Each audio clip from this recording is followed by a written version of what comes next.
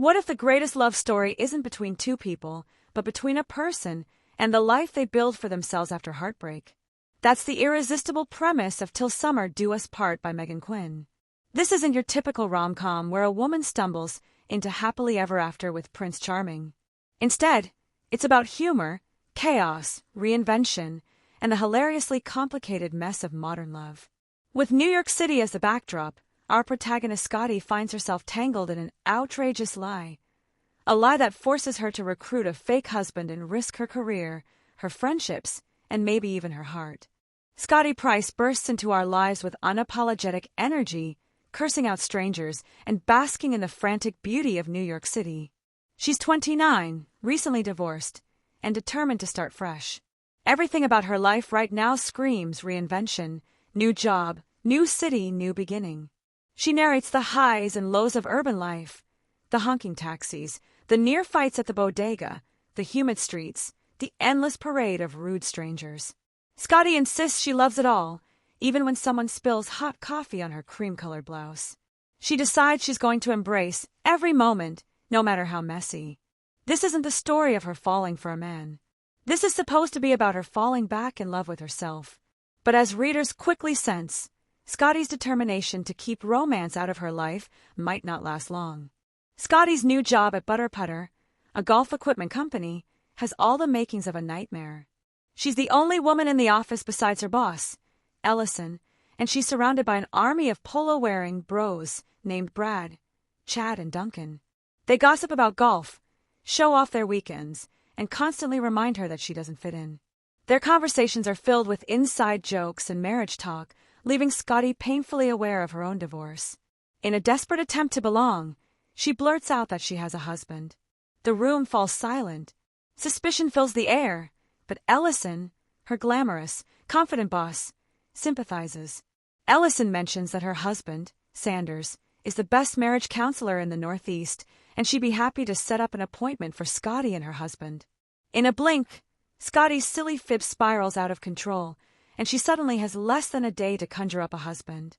That night, Scotty rushes to her sanctuary, Stockings, her favorite gay bar.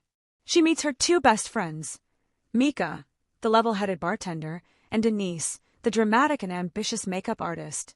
Over stiff drinks and bowls of pretzels, Scotty spills the truth. She explains how she lied at work, and now she has to produce a husband for therapy with her boss's partner. Denise is both horrified and thrilled, joking about finding a blow-up doll to pass off as Scotty's spouse. Mika, more protective, refuses to let her destroy her reputation. After a heated back and forth, Mika offers an outrageous but real solution, his younger brother Wilder. Wilder, who retired at 27 after selling a tech app, is available, charming, and perhaps reckless enough to play along. Though Scotty is skeptical, she sees no way out. With dread and a splash of tequila, she agrees. The narrative shifts to Wilder, and suddenly we see the situation through his eyes. Wilder is restless. Retirement came early thanks to his success, but the quiet life leaves him unfulfilled. When Mika texts him about pretending to be a husband for a friend, Wilder is intrigued. To him, this sounds like an adventure, an opportunity to use his improv class skills in the real world. When Wilder meets Scotty outside Anthropology, he's scruffy, casually dressed, and far more relaxed than she expected. She's polished and controlled, he's carefree and sarcastic. Their immediate clash sets the tone, her nerves versus his ease. They quickly build a backstory.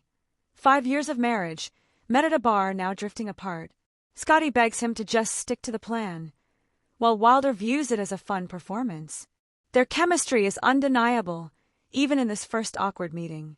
Scotty and Wilder walk into Sanders' office expecting intimidation, but are instead met with chaos.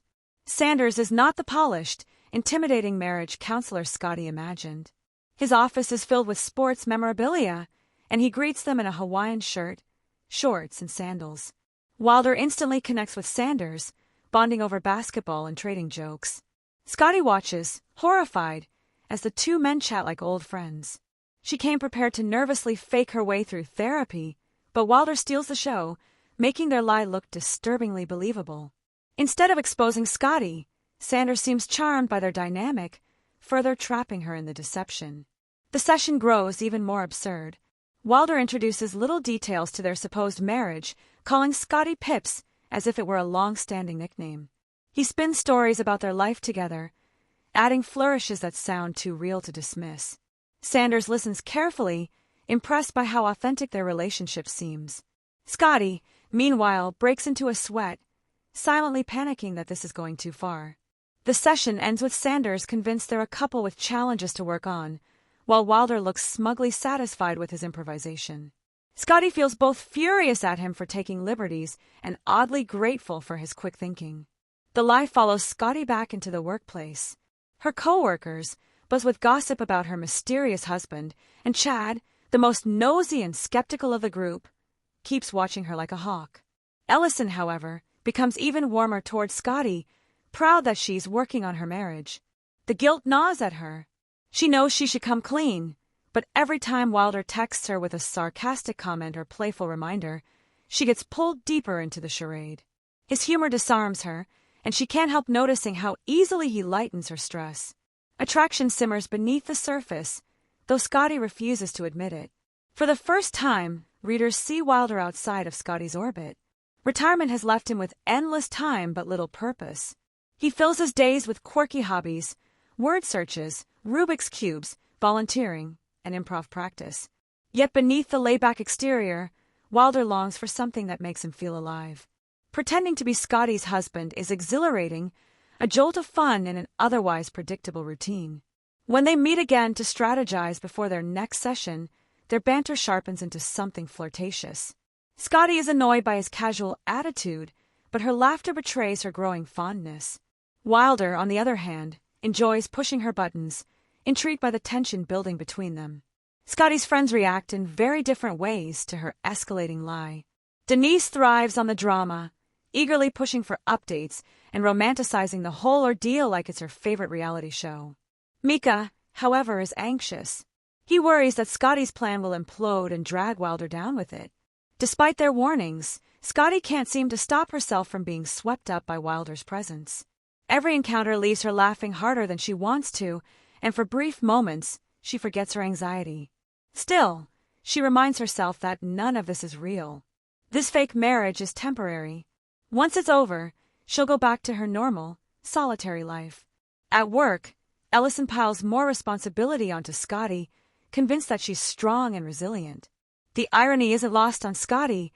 Her boss's faith is built on a foundation of lies. Every compliment makes her stomach churn. At night, Scotty spirals between guilt and relief. Wilder continues to surprise her, offering levity when she's panicking, and little by little, she feels safer in his presence. But that safety is dangerous. It makes her want to believe the fantasy is real. The closer she gets to Wilder, the harder it becomes to remember that he's supposed to be temporary. The second therapy session ups the stakes. Sanders digs deeper, asking questions about their marriage. Wilder seamlessly invents stories about their life together, and Scotty has no choice but to follow his lead. Yet somewhere in the improvisation, truth seeps out. Scotty admits feelings of inadequacy tied to her divorce, while Wilder reveals hints of dissatisfaction with his seemingly perfect, retired life. Sanders interprets their openness as a breakthrough, praising their willingness to share. For Scotty, the experience is rattling. What began as an absurd charade suddenly feels intimate and real. Pretending to be married to Wilder isn't just a cover story anymore. It's peeling back layers she wasn't ready to expose. Scotty tries to convince herself that things are under control, but the lie has grown legs. Wilder, ever playful, insists they practice their marital stories over dinner. They meet at a diner where Wilder spins tales about their fictional honeymoon and the inside jokes they supposedly share. To Scotty's horror, other patrons overhear and smile at them, thinking they're a real couple. What unsettles Scotty most isn't the charade. It's how natural their chemistry feels in public. She laughs too hard, relaxes too much, and realizes she's dangerously close to forgetting this is all pretend. At work, Chad's suspicions deepen. He corners Scotty in the break room, asking pointed questions about her husband. Scotty stumbles through her answers, only for Ellison to swoop in and defend her. Scotty feels conflicted. Ellison's kindness makes her guilt heavier, but Chad's scrutiny pushes her to lean more on Wilder. Later, Wilder texts her a sarcastic report card, grading her lying skills, and though she's exasperated, she can't help but smile. Their banter continues long into the night, edging into flirtation neither wants to acknowledge. Sanders ramps up his therapy exercises, asking them to write lists of grievances about each other and share them during their next session. Scotty is mortified at the thought of inventing complaints, while Wilder is delighted. When they meet to brainstorm, Wilder playfully jots down things like, she steals the covers and she hogs the remote. Scotty, frustrated, writes down real annoyances about Wilder's carefree attitude and lack of seriousness. Reading them aloud sparks tension. Scotty realizes some of her frustrations are rooted in genuine feelings, not just their act.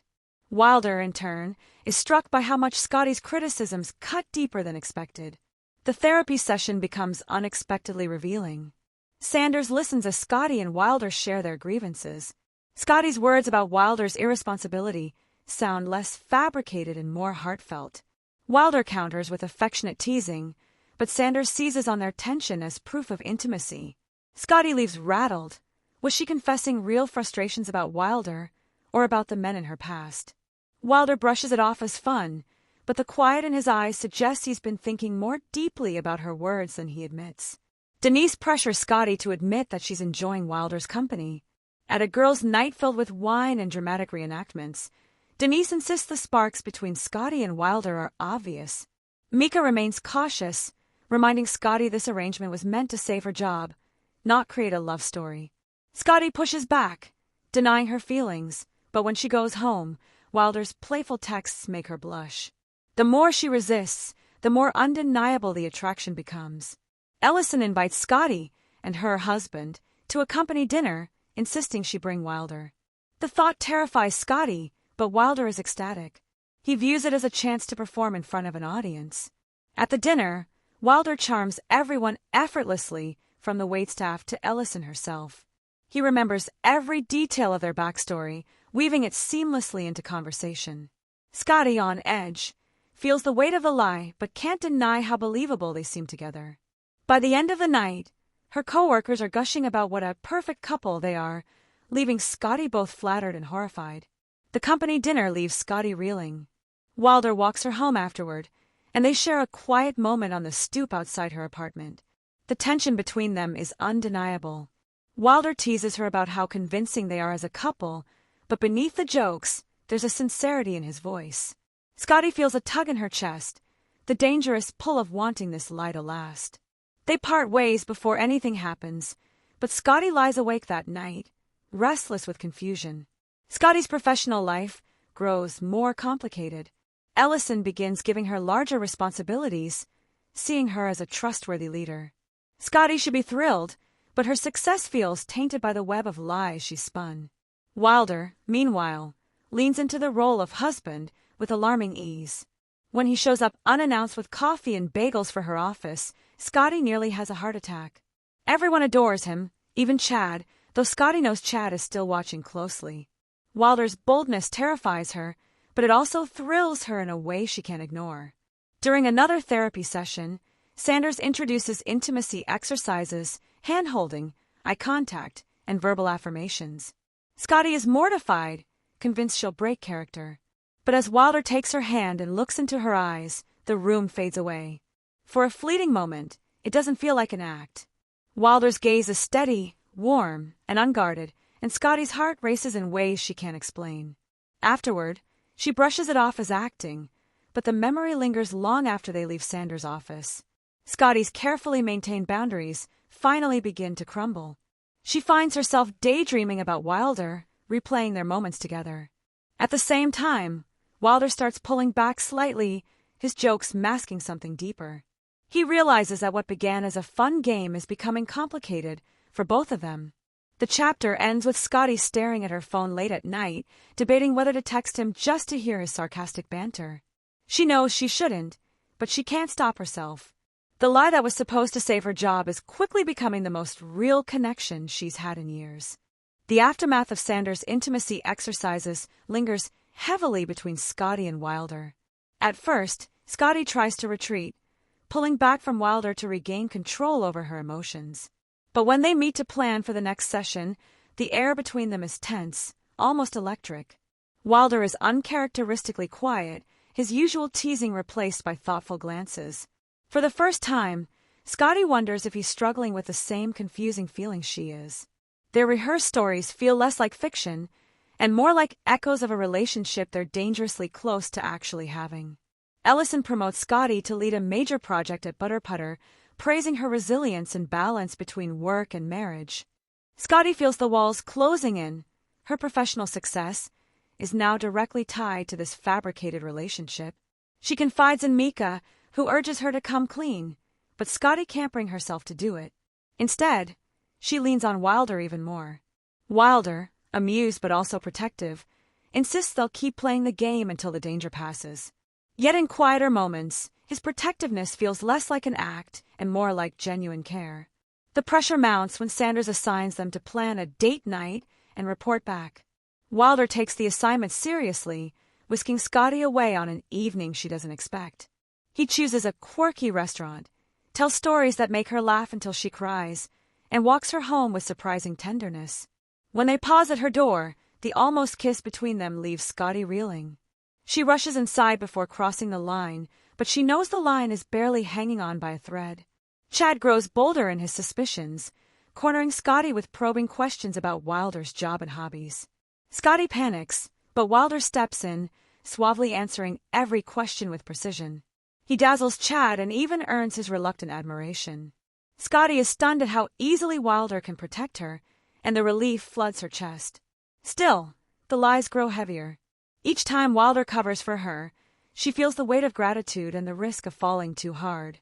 During their next therapy session, Sanders pushes for vulnerability. He asks Scotty and Wilder to share what they'd miss most if their partner disappeared. Scotty tries to fabricate a response, but the truth slips out. She admits she would miss Wilder's humor and the way he makes her feel seen. Wilder, caught off guard, admits he'd miss her fire and her ability to challenge him. The moment is raw and undeniable. Sanders beams, convinced they're making progress, while Scotty feels both terrified and exhilarated by how honest they've become. Denise organizes a group outing to karaoke night, dragging Scotty and Wilder along. In front of their friends, their chemistry is impossible to ignore. They sing badly together, laugh until their sides hurt, and even share a slow dance when Denise insists. Scotty can feel her friends watching, but she doesn't care. For a few hours, she lets herself live in the illusion, and it feels almost better than reality. Wilder, meanwhile, is quietly aware that the line they swore not to cross has already been erased. Scotty's guilt becomes unbearable. Ellison's faith in her grows stronger, her friends cheer for her happiness, and Wilder continues to blur the boundaries of their fake relationship.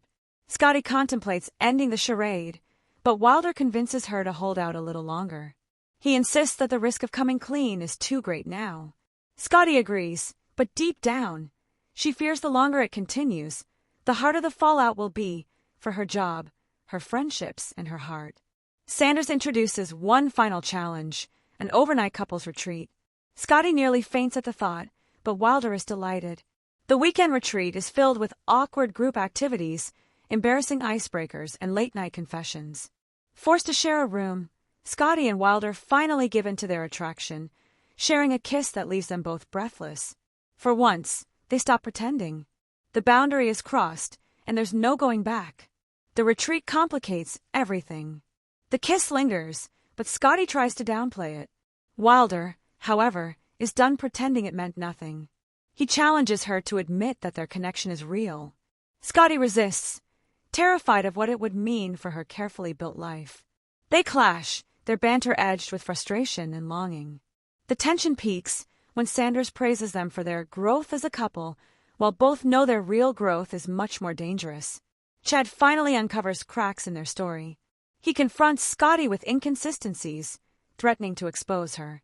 Desperate, Scotty turns to Wilder, who insists they'll handle it together. For the first time, Scotty realizes how much she depends on him, not just for the lie, but for stability. They hatch a plan to outwit Chad, and Wilder's confidence steadies her. Yet the confrontation leaves Scotty shaken. She can't keep lying forever. The truth comes crashing down. Scotty, unable to bear the guilt, confesses everything to Ellison. She admits Wilder isn't her husband, and the therapy sessions have been a sham. Ellison is stunned, disappointed, but also unexpectedly compassionate. She appreciates Scotty's honesty, even if it comes late. Wilder stands by Scotty through the fallout, refusing to let her face the consequences alone. The lie that began as desperation ends in revelation. Scotty finally stops hiding, both from her boss and from herself. Epilogue. Months later, Scotty has rebuilt her career and her confidence. The lie is behind her, but Wilder is not. Their fake marriage gave way to something real, and though the path was messy, they've chosen to face it together. In a full-circle moment, Scotty strolls through New York City, reflecting on how far she's come. She no longer defines herself by her divorce or her mistakes.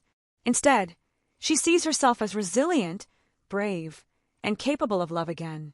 Wilder joins her, teasing her as always, and their laughter carries into the city night. Till Summer Do Us Part is more than a rom-com.